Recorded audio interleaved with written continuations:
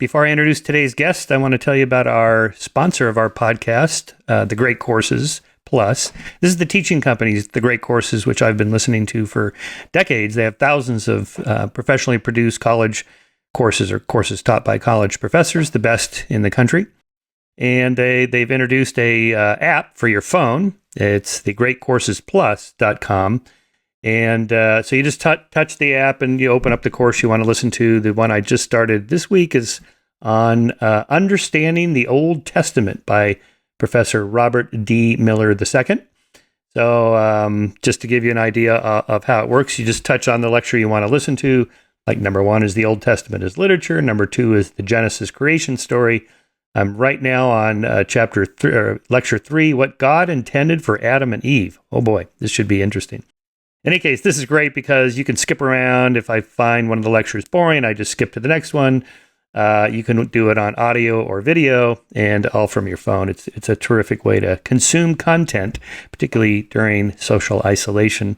During the pandemic, it's a great way to become an autodidact.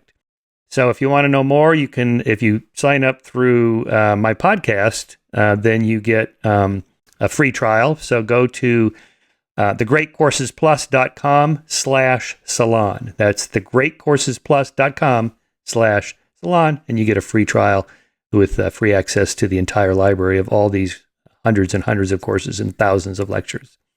So with that, I'll introduce my next guest.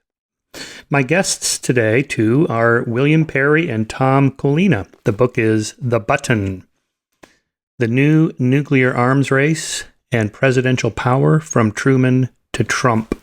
The book comes out on the 75th anniversary of, Trinity, the first nuclear test, and then Hiroshima and Nagasaki on August 6th and August 9th. So we will release this podcast around that time. Most of you will know William Perry was served as Undersecretary of Defense for Research and Engineering in the Carter administration, Secretary of Defense in the Clinton administration, and has advised presidents all through the Obama administration. He oversaw the development of the strategic nuclear systems that are currently in our arsenal. His new offset strategy ushered in the age of stealth, smart weapons, GPS, and technologies that changed the face of modern warfare. His vision now is a world free from nuclear weapons.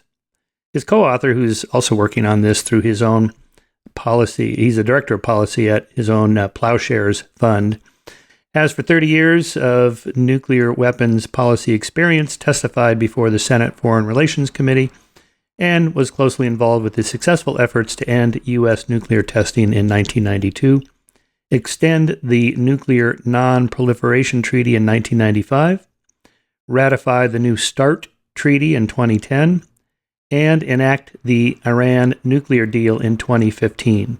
He appears frequently in major media. Both were super interesting guests in terms of dealing with, the biggest issues. That is, starting as I often do with subjects, is from a game theory perspective, what's the logic behind why people do what they do? And there often is a logic, and there certainly is with the production of nuclear weapons and why people want to hold them and keep them and use them as deterrents and so forth. So we walked through that and how to reduce that. Now, although both gentlemen are working toward nuclear zero, they're realists in as much as they don't think this is going to happen overnight, or maybe not even in our lifetime. But given that, then the goal is to reduce the threat, because the threat, it certainly would be, if not civilization ending, it would certainly be catastrophic enough to make life really miserable for hundreds of millions, if not billions of people. So we go through all the different scenarios, including with Iran and North Korea and China, Russia, and what the obstacles have been, and not only from Trump and other Republican administrations, but even also through Democratic administrations. There seems to be a lot of myths about mutual assured destruction and missile defense, and a lot of the kind of logic behind it is illogical. And in their book, they deconstruct that and show why most of the arguments for keeping nuclear weapons do not necessarily hold. So with that, I give you William Perry and Tom Collina. Thanks for listening. Bill, Tom, thanks for coming on the show. Congratulations on the new book, The Button, The New Nuclear Arms Race and Presidential Power from Truman to Trump. Perfect timing, 75th anniversary. We're recording this in the middle of another couple of social traumas, the pandemic, and of course the social unrest over Black Lives Matter and police issues. And so, Bill, I just thought I'd ask you, maybe you could put it into context for us, since you've had the most life experience here. Have you seen anything like this comparable to, say, maybe 1968 or the end of the Vietnam War or Watergate? Or how would you compare what we're going through now? Nothing in my lifetime. Really? It's unique. Wow. Okay. Combination of the pandemics, inept response to the pandemics, the racial inequality and complete response to that. It's just nothing like it. It's sort of the Rodney King plus Vietnam plus the Depression. All the different things in my lifetime I've seen, but I never all of them together. Yeah, it is a remarkable time, and maybe that's the entree into your book, because however bad it is now, how many times would you multiply today if we had a nuclear exchange? I mean, 10 times worse, 100 times worse? Well, a nuclear exchange would make all this academic. Well, yeah. Race problems, you have to worry about that. It would be the end of civilization. Yeah. Literally. Yeah. Yeah, I think a lot of us, even us baby boomers, have kind of been lulled into complacency with the end of the Cold War. It seemed like, well, things are just fine, and we all just kind of quit thinking about it. So your book is kind of reminding us, and I think, Tom, maybe to jump in here, the point of your book is even if we have President Biden in January, nothing changes in terms of what you're worried about. That's right. A real point of our book is that whoever is president, the danger or the risk we take by having one person have sole authority to launch nuclear weapons, which, as Bill said, would end humanity as we know it, is just too much of a risk. The timeframes are too short. The decision pressures are too extreme. So certainly President Trump, in his erratic behavior, raised concerns about sole authority, giving sole authority to the president. But we feel that no president should be given that authority. It's simply too dangerous, and it's not necessary. We don't need it for our security. Yeah. But there was a logic to it, right? That it would take too long to get congressional approval for war if you only have, say, 15 to 30 minutes to respond to a initial launch, or at least an alleged initial launch. Yeah, we're all hinged on the assumption we might need 15 minutes or even 10 minutes or even 5 minutes.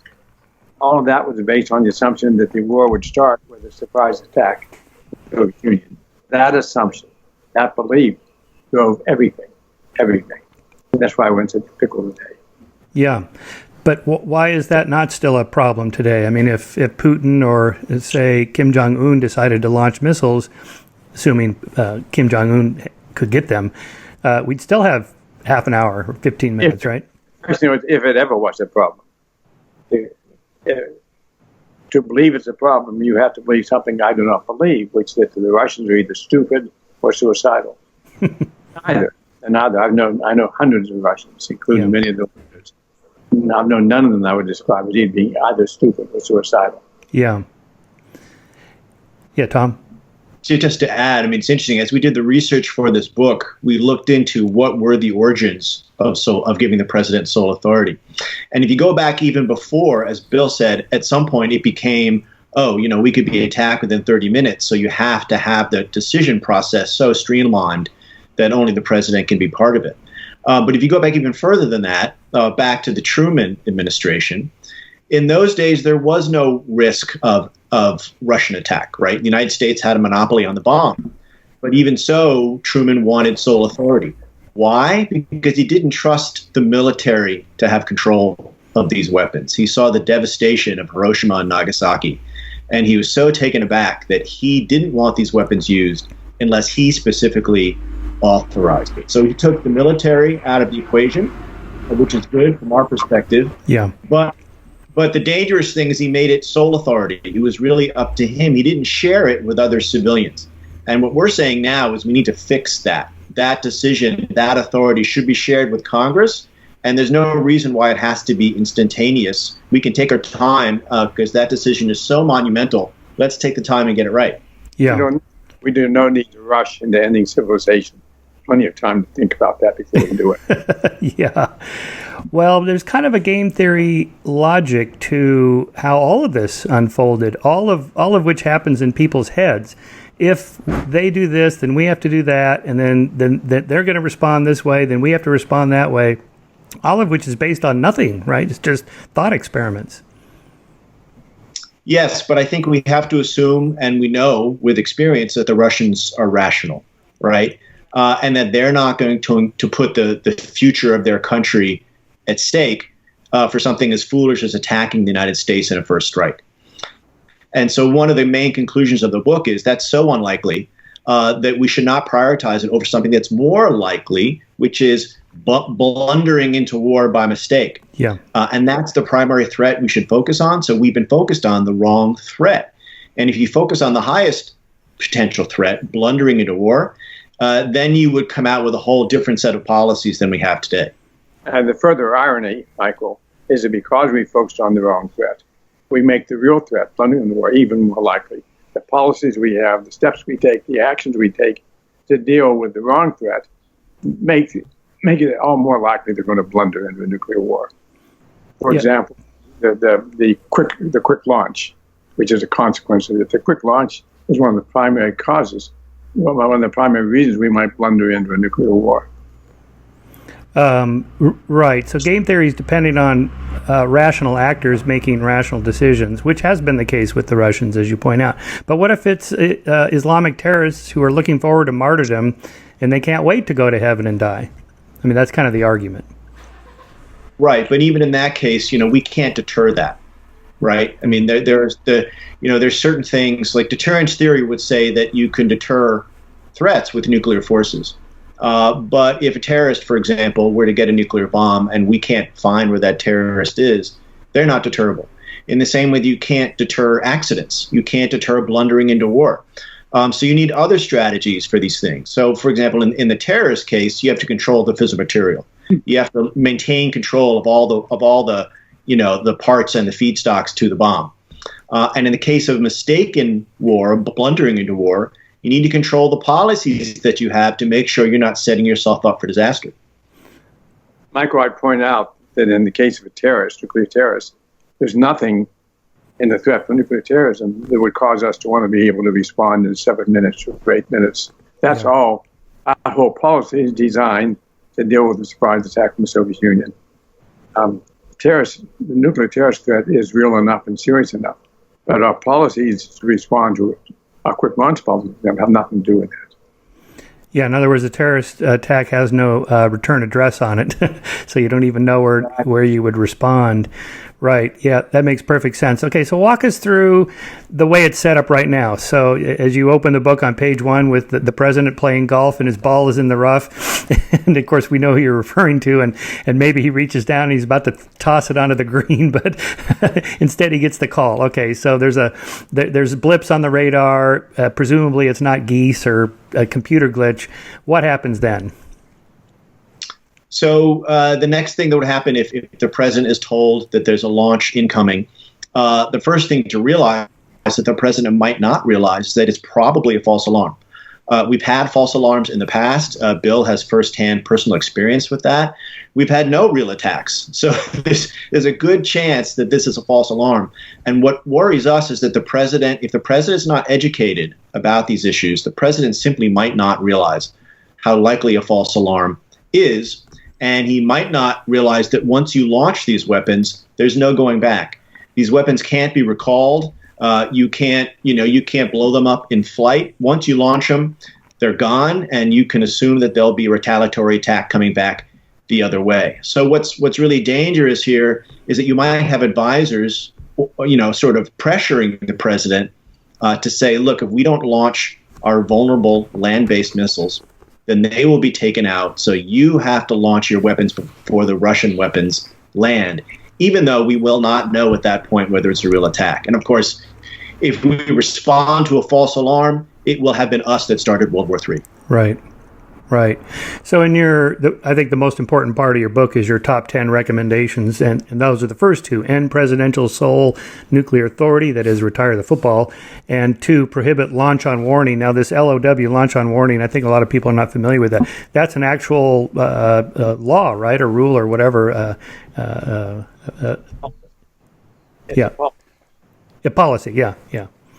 So how do you change that? Is that would take Congress or someone in the military to change that? Well, I mean, the reassuring or scary thing about nuclear policy is that how much of it is up to the president. We call these the president's weapons, and that's for good reason, because the president has so much authority when it comes to nuclear policy. So, of course, as we said, the president can determine all by him or herself whether to launch nuclear weapons, but also the policies involved in that. So, for example, this policy of launch on warning, which means that the president can, if they so choose, launch nuclear weapons simply on the warning of an attack without waiting to see whether the attack is real.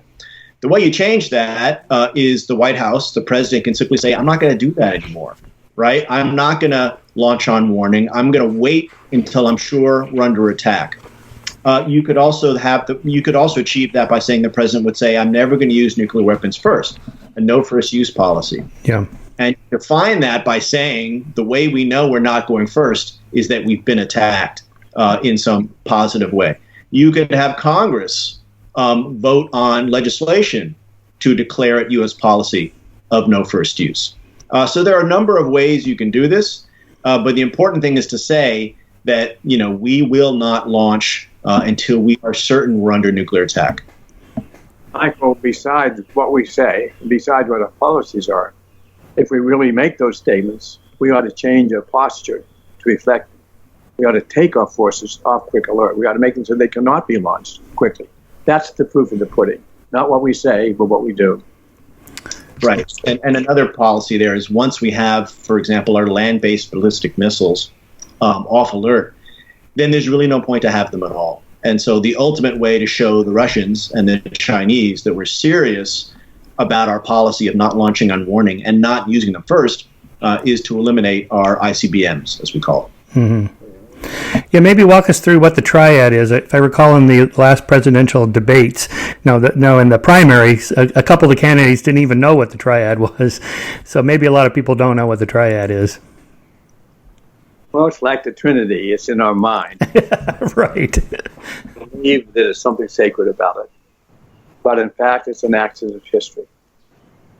And the idea of the triad is to have not only belts and suspenders, but suspenders for the belt and suspenders. We have double backup. Our ICBMs are backed up by SLBMs, or SLBMs are backed up by our bombers. Any one of them is capable of launching a devastating retaliatory attack. So we have a triple capability. Each of them have different vulnerabilities, each of them have different capabilities, but any one of them is capable of destroying the Soviet Union or Russia today. Yeah. Right. So you have missiles, submarines, and bombers. So in your one chapter on missiles, explain to us why we can't have a missile defense shield, so to speak, and how hard it is to hit a bullet with another bullet. Actually, it's fairly easy to hit with our technology a bullet with another bullet. That we can do as long as the bullet behaves, as long as the bullet stays on its ballistic trajectory.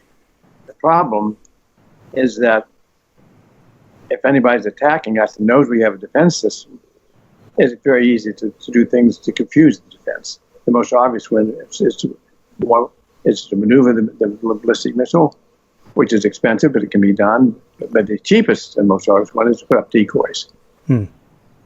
Decoys are cheap, they're easy. It's as simple as putting up balloons with the Mylar coating on them. You can put up hundreds of decoys for every missile. So the fundamental problems of missile defense, never mind the fact that this system doesn't even work the way it's supposed to advertise to work. But the fundamental problem with the missile defense is it's too easy to overwhelm it.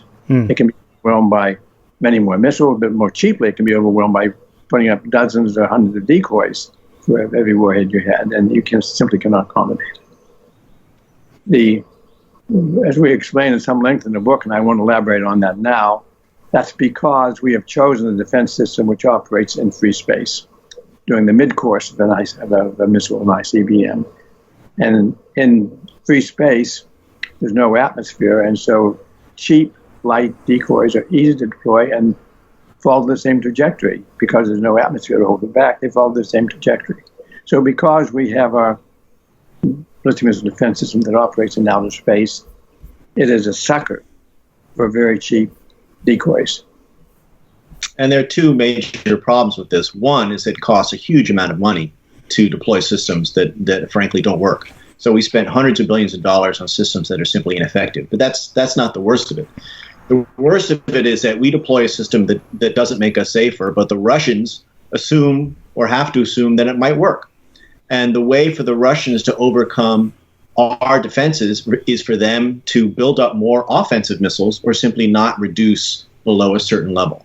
And that's kind of where we're stuck with the arms control process. It's kind of stalled out in part because the Russians are very wary about reducing their forces any lower as long as we are continuing to deploy missile defenses, even though in a technical perspective, they're not effective. To be sure, the Russians are pretty smart. They understand that this system we deployed doesn't work against their ICBMs, but they imagine we might evolve it, we might expand it, we might improve it in ways they can't quite imagine. They sometimes want to make Americans 10 feet tall. So their concern is not the system we have deployed now, but we have some much more effective, much more clever system up our sleeve, which if they go off their guard, we'll then deploy that and they'll be in trouble. Right. Of course, I mean, they've got politics there just like we have politics here. And so what we're doing is we're supporting the hardliners over there who make the argument, we can't trust them, we can't reduce any further. Look what they're doing on missile defense. Mm-hmm. Now, if I recall, one of the objections to Obama's trying to change no first strike or no first use was the NATO allies made them nervous that we may not back them if a conventional war starts to escalate. Because with no first use policy, then we can never use them. So what's the point of having them at all? And then how do we stop Soviet aggression in Eastern Europe?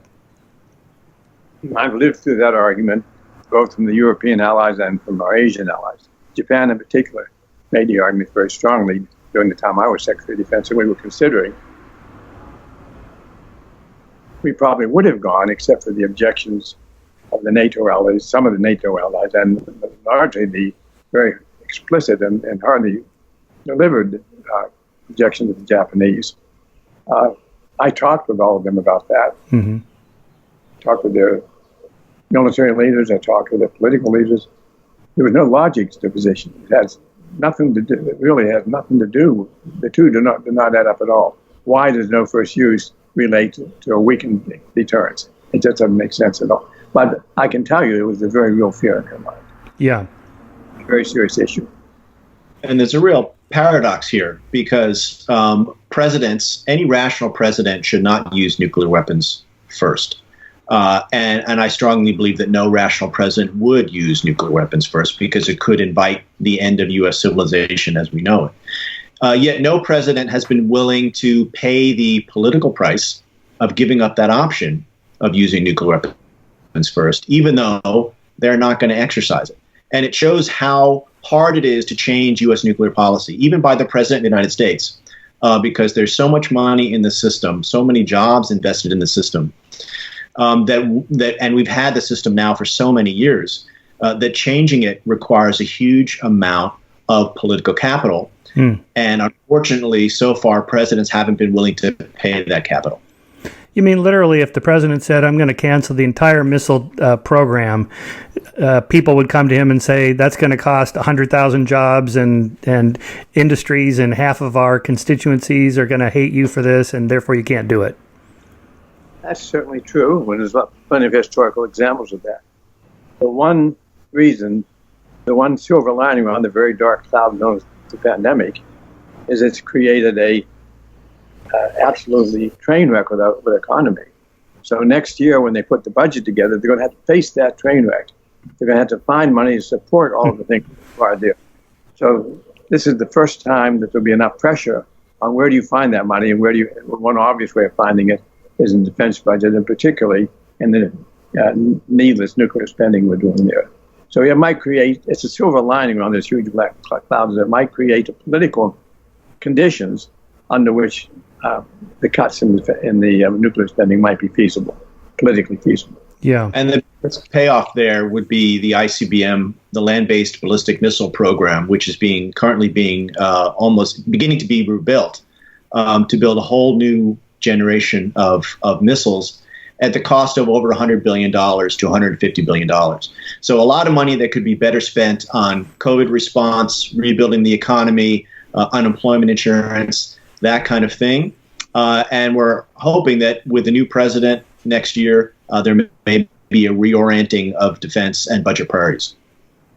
This isn't really enough to cover all the huge expenses of the pandemic, but $100 billion there and $100 billion there, pretty soon that's real money. Indeed, it does. Before you know it, you're up to $1 trillion. Yeah, when I was compiling my research for a chapter on the nuclear weapons in the moral arc, I gathered the arguments from a political scientist named Jacek Kugler at Claremont Graduate University, and I said, why can't we get to nuclear zero? So here are the 7 reasons he told me why we'll never get there. So I'll just read through them, and then you just respond, because that's what you do in your book. It's a counter. So 1, credible deterrence among nations that trust each other is stable and predictable. 2, unstable and unpredictable states like North Korea, who periodically rattle their nuclear swords inside their silo sheaths, require a threat of retaliation. 3, there still exist rogue states, such as Iran, who need a threat of retaliation. 4, states waging conventional wars that might escalate to using weapons of mass destruction require the threat of retaliation. 5, non-state entities, terrorist groups, well, you addressed that one already. 6, there may be a taboo against using nuclear weapons, but there's still no taboo against owning them. And then finally, 7, the nuclear genie of how to make an atom bomb is out of the bottle. You can't put it back in, therefore, we always have to worry about this. Those are 7 real issues with going to zero. I'd like to point out that that's not what our book is recommending. Both Tom and I believe it would be a good idea if we could eventually get to zero. But we don't see the prospect of that for a long time in the future, and in particular, among other things, for the reasons that you've just articulated. What we're recommending is, given that we have nuclear weapons, what can we do to make them less dangerous? What can we do to keep from seeing that we blunder into a nuclear war? And the 10 things that we outline in the last chapter of our book is actually in that order. What can we do to eliminate the danger of a nuclear war, greatly reduce it? Right. But I would just take on the first of the arguments there, that deterrence is stable. And I think that's one of our main findings of the book, is that the real threat is not the intentional attack. If we were just worried about intentional attacks, then I think you could say deterrence is stable because the United States and Russia are deterred from attacking each other. But that's not the real problem. The real problem is that we might make a mistake. We might have an accident. We might blunder into nuclear war. That is not deterrable. Right. Yeah, I'm reminded of Stanislav Petrov, the so-called man who saved the world. And I think you were in the State Department, Bill, in 1983 with that false alarm. Turned out, I think it was a flock of geese or something that was reflecting off the clouds. And, how many times could that happen? Has it happened? That's what you're concerned about. Let me address the last one. The nuclear genie is out of the bottle. There's this sense that nuclear weapons were inevitable, and I no longer think that. In as much as I started off with the meme "No Hitler, no Holocaust." That is, the Germans were anti-Semitic, but they were not exterminationist anti-Semitic. And then I got to "No Hitler, no World War II." Again, the Germans supported him economically in the 30s, but he lost support when he started invading countries. But by then, he had silenced the press and locked everybody up who dissented, so that kept it afloat. But no World War II, no Manhattan Project. And so there'd be no reason why anybody would have ever undertaken such a massive project to get nuclear weapons in the first place. So that itself is kind of an accident of history. Yeah, I mean, we dug into the history for the book, and it's really fascinating when you think about all the decisions and all the missed opportunities, right? Because, the United States developed the bomb originally because we thought Germany was going for the bomb. Then we learned that they weren't. And then the rationale for the bomb came to be to end the war with Japan. And then the war with Japan was ended. But there was an opportunity there before the bomb was used to talk to then the Soviets and prepare the path forward, right? To say, look, we have this bomb now. We know it's just a question of physics and a question of time before you get the bomb too. So let's talk about this now. Let's set some rules of the road so we don't get an uncontrolled arms race. We missed that opportunity, and here we are, now with the uncontrolled arms race in the rearview mirror, thankfully. But now we're confronting yet another arms race, yet another competition with Russia as we tear down treaties and as we rebuild our arsenals. So, we could have learned this lesson the first time. We certainly should be learning it the second time. Yeah, we've had weapons of mass destruction that were built and then never used or abandoned, like chemical weapons, gas attacks. There's norms against using them. Even Hitler didn't use gas against the enemies, although he wasn't hesitant about using it on his own people, which is really bad. But in terms of what we're talking about here, foreign international relations, it can happen where you shift the norms from not using nuclear weapons, say, to just not owning them. How many nuclear states are there now? 9 that we know of? 9, yeah. 9. So that leaves, 181 countries that have no nukes.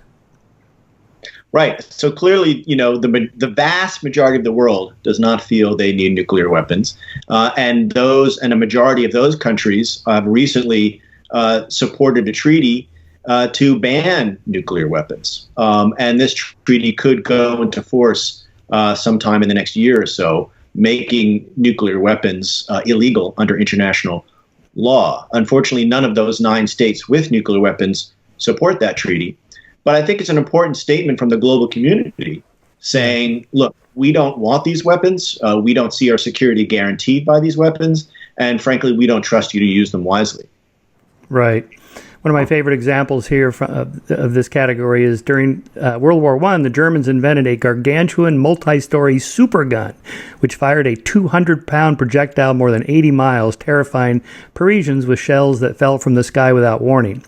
The behemoths, the biggest of which would come to be called the Gustav gun, were inaccurate and unwieldy, and so few of them were built and eventually scuttled. Nuclear skeptics Ken Berry and his colleagues write, "Today, countries do not race to build their own superguns. There are no angry diatribes in liberal papers about the horrors of these weapons and the necessity of banning them. There are no realist op-eds in conservative papers asserting that there's no way to shove the supergun genie back into the bottle. They were wasteful and ineffective. History is replete with weapons that were touted as war winners that were eventually abandoned because they had little effect. Could nuclear weapons go the way of the Gustav gun?" Well, No. go ahead, Bill. No. And certainly that's... Well, one of the things that the Gustav gun did, that even had it worked, it would have been not a war ender. It would have been a terror weapon. The nuclear weapon, unfortunately, is a weapon of a different kind altogether. This is a weapon that can not only destroy a country, it can destroy a civilization. So our focus on the nuclear weapons ought to be how to keep it from being used at all. Because once it's used, fired in anger, by response to anger, then response. Once you get a dozen or so nuclear weapons fired, you're beginning now to talk about ending civilization. Yeah. What's the number? You need certainly less than 1,000 total, and there's maybe 10,000 now from a high of 70-something thousand. Right. And I think that's fired at cities anywhere in the world would create not only tens of millions of immediate deaths, but very likely destroy the atmosphere in a way that makes the rest of the planet uninhabitable. Yeah. So 1,000, sure, but 100 is already getting close to being a civilization end. What would be the minimum number for deterrence that would be stable, and if there was an accident, would not cause such catastrophe? Well, we've said in the book, right, in that until arms control gets us to a level where an accident could not end the world, then our job is not done, right? We should be pushing to get down below a level that an accident does not kill everybody. Right. And we don't know the exact number, but we would think it would be below 100. And we're certainly far from that now. So we need to keep the arms reduction process going and drive the numbers down as low as possible. Remember now, we're talking about 100 weapons, not Hiroshima-type weapons, but about 10 times that far. Yeah. Right. And I think part of the problem we have is a perception problem. When people think about nuclear weapons, they think about Hiroshima and Nagasaki. Right. And because that's what we see the photographs of, and because thankfully, bombs have never been used other than that. But when you think about that, those were one relatively small bomb on those cities. And that's not the threat we're dealing with today. We're dealing with hundreds, thousands of bombs, each of which are 100 times bigger than those bombs. So the devastation that we're now dealing with is not even comparable. Right. Most people are surprised to hear Reagan wanted to get to nuclear zero. You want to walk us through what happened there, Bill, and since you were involved in the State Department at the time? No, I was in the Defense Department. Oh, Defense Department, yeah. The previous administration, but I followed very closely what President Reagan was doing. George Shultz was the Secretary of State at that time, and he had many discussions with Reagan about nuclear weapons. I think it may have been one of the principal influencers on what Reagan's thinking was. He writes about that very tellingly in his memoirs when he was the Secretary of State. But Reagan had an abhorrence of nuclear war from the beginning. That was a good place to start. And originally, he thought he was going to deal with that abhorrence by building an airtight defense. There's a so-called Strategic Defense Initiative, which came to be lampooned as Star Wars. But when that finally became clear that was not going to work, then he turned to eliminating nuclear weapons altogether. And fortunately, at the time, fortunately for his desire to pursue that goal, he had a willing partner in Mikhail Gorbachev. And that was meant that the epitome, the climax of that discussion came at Reykjavik, where the two of them came really quite close to having an agreement to end all nuclear weapons. George Shultz, again, was at the only other American at that meeting, and describes in some detail how close they came and what a huge disappointment was when they finally backed. Ironically, they backed off because of a dispute over the Strategic Defense Initiative, Star Wars, which was Reagan was not willing to put restrictions on that, and then that ended up being dropped anyway. So if it had not been for that SDI hang-up that Reagan had, it's hard to tell how far they might have gone at Reykjavik. Yeah. Schultz tells that funny story about getting handbagged by Margaret Thatcher for even suggesting the idea. It succeeded at Reykjavik. There would have been a huge uproar in the world, particularly among all of our allies. And Margaret Thatcher's handbag story is just one example of that. She was definitely a hard, cold warrior. Yeah. Yeah. So let's. I know you're pressed on time, so I want to go through some of these others. So again, we're just going through the list of what we need to do, not to get to nuclear zero, but just reduce the risk. So. Retire the football. I love the sequence of photographs you have in the book of all the little football carriers lagging behind, about 10 meters behind the president. So that's really true. Every president always has this guy with the suitcase behind him. Yeah, that's right. And they follow the president 24/7, 365. They're never very far away. And it's interesting to note that that's how close we are to nuclear war.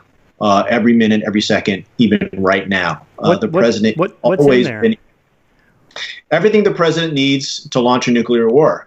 So there's communication device of some kind or other.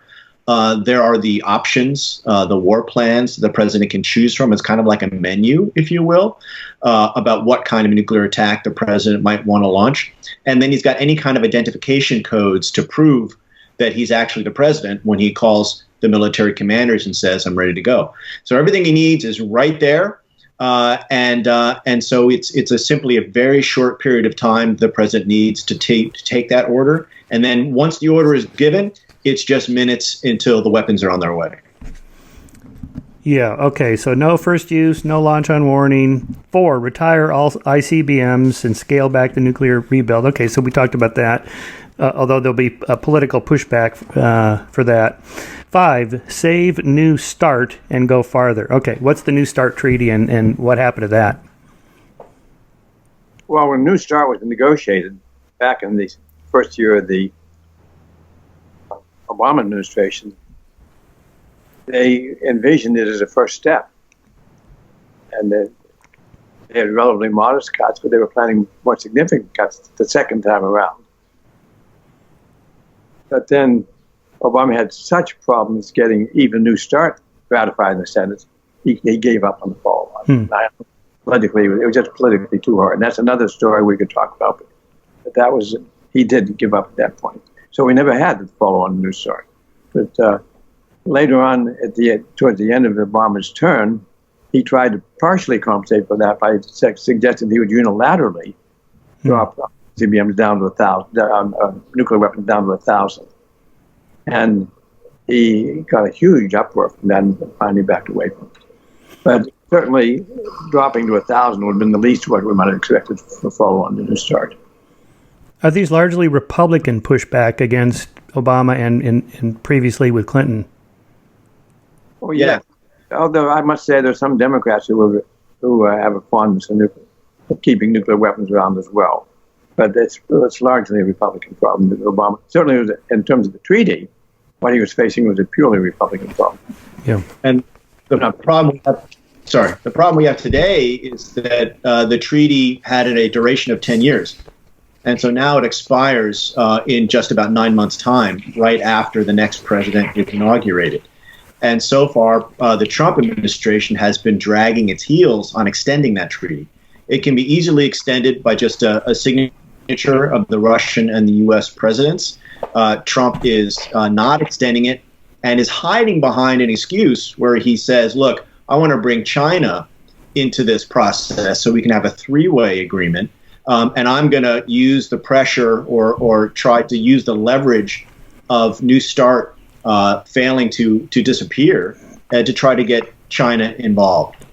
And it's, I think we see it as a smokescreen. Trump is clearly no friend of arms control. He has pulled out of the INF Treaty, the Open Skies Treaty, the Iran nuclear agreement, other international agreements.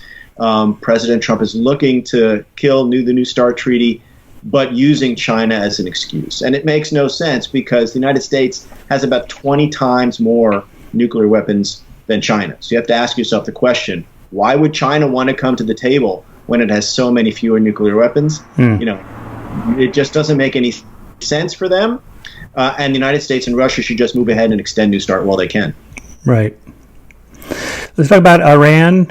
We've always supported Israel, and I certainly get their arguments for why they want nukes and why they want us to keep our nukes to keep Iran in check, because Iran has made it pretty clear what they would be happy to do to wipe Israel off the map. How do you work around that problem?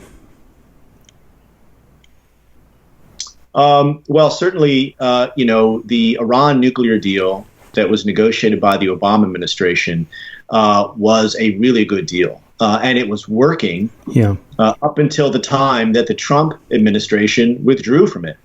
And in fact, during the election, candidate Trump at the time said the first thing he was going to do is get rid of this crazy Iran nuclear deal. Well, it turned out that was a really good deal. And so now that the Trump administration has withdrawn from it, all it has done is release the constraints from Iran to potentially pursue nuclear weapons if they want to, and has made a situation worse that was actually under control. Yeah. And the only thing I can think of is that from a Trump administration perspective, they just didn't like the Iran agreement because it was Obama's agreement. Right. And that extends to the New START treaty too. Look, New START is Obama's agreement. Even though it comes out of a long bipartisan tradition started by Ronald Reagan, George Bush, and all the rest. So I just see this as a politically motivated effort by the Trump administration to tear down anything that President Obama did. And unfortunately, it's extremely dangerous. And we can only hope that a new administration can fix it before it's too late. Yeah, I think Trump has been on that ever since Obama owned him at that White House. a comedy night of comedy. He kind of sought revenge at that moment, I think. I mean, he's going to run for president, he's going to win, and he's going to dismantle everything Obama ever did. I'm afraid it maybe come down to something as crude and basic as that. Yeah, no, I think you're right. And it's, and we're all paying the price because all the things that Trump is tearing down took years and years to build. I mean, as we all know, easier to destroy something than to build something. Yeah. And unfortunately, I see that the Trump administration is really good at destroying things and can't build things. All right. And North Korea, how do you deal with Kim Jong-Un? Well, I had the job for way back 20 years ago dealing with the his Kim family, predecessor in that case, Kim Jong-il. And to Pyongyang and negotiated an agreement with them whereby they would agree not to build a nuclear arsenal. And we had an agreement, and they were within a month or two of signing on that. We had a handshake agreement when the administrations changed. And when President Bush came in, he said, yes, we want an agreement, but I think we can get a better one than that. And so they set out to negotiate the better agreement. They ended up with North Korea getting a nuclear arsenal, so it didn't work so well. But fundamentally, the agreement we had gave North Korea some degree of confidence that we were not going to overthrow their government. That's why they felt they needed the nuclear weapons to give them deterrence against what was a very real belief in their part that we were out to overthrow their government. We had some economic aspect of the agreement, but we also had political assurances. We had the ending of the Korean War. We had setting up an embassy in Pyongyang. All of those political benefits, which they valued actually much higher than the economic benefits.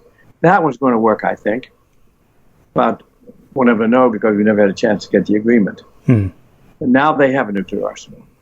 What we were doing then is not going to work today. Then all I had to do was get them to agree not to build a nuclear arsenal. Now whoever's negotiating has to get them to agree to give up the nuclear arsenal. They already have. They have it. They like it. It does what they wanted to do. I think we're in no danger that arsenal is going to be used against us or for that matter against South Korea. It's there for deterrence. We ought to be able to understand deterrence. We certainly spend a lot of time and energy thinking about it and building for it. So it's there for deterrence. I'm sure today, at one time I worked very hard to get them to build the nuclear arsenal. Today, if you ask me, what would you negotiate about, I would say, I don't know how to succeed in negotiation today. We had to now get used to the fact they have nuclear weapons and work to make them as stable as possible and work to try to avoid situations where they might be somehow believe they were about to attack them and use them in the last distance. So one of the reasons I was so concerned about the threats that Trump was making to them a year or so ago, 2 years ago, was that was exactly the situation we might create an environment where they might be tempted to use it. There are no danger to us unless we do something. You know, this McDonald's theory of peace, right? That countries that trade with one another are less likely to go to war. Maybe one solution with North Korea is to just open up more economic borders or make the borders more porous instead of sanctions. Sanctions sometimes work, but maybe too many sanctions have the opposite effect. That's the second thing. The first thing is get a political agreement where they're confident we're not going to attack them. The second thing is then work to be able to help build up. Yeah. Does it seem like, I mean, my intuitions, but I don't work in government, is that it's Republicans that are, I don't know, they're more pro-gun, pro-capital punishment, pro-nuclear weapons. There seems to be kind of an Old Testament idea of how to deal with other people and bad actors. You just, deter them through power or threat.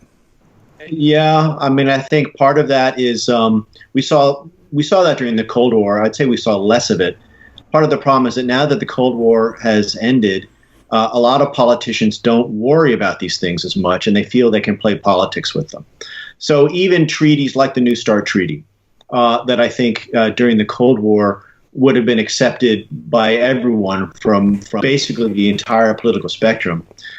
You saw that treaty proposed by President Obama, and all of a sudden it became fodder for politics and ideologues. And it just shows that the process is crumbling, right? If we can't find bipartisan support for treaties that clearly make us safer by reducing nuclear weapons that would otherwise be aimed at us, right? If we can't do that, then what is the Senate for? I mean, the Senate should be supporting international agreements that make our country safer. And if they can't, then it's just another example of how the system is broken. Michael, I'm sorry to report that my cherry is about ready to turn into a pumpkin. Yes, I know you have a heart out, Bill. I appreciate the discussion, and I thought there was very good questions, very well put. And it was this should be an excellent podcast. Well, the final years of your career are super important. This may be the most important thing you've ever done. If you can not get to nuclear zero, but just reduce the risk. And I think you've outlined in your book exactly how to do that. Let's hope everyone in Congress reads the book, and whoever the next president is also reads the book and thinks, maybe we ought to make a few changes here. Okay. Thank you and goodbye. All right. Bye, gentlemen. Thank you so much. Okay. Take care. Bye-bye.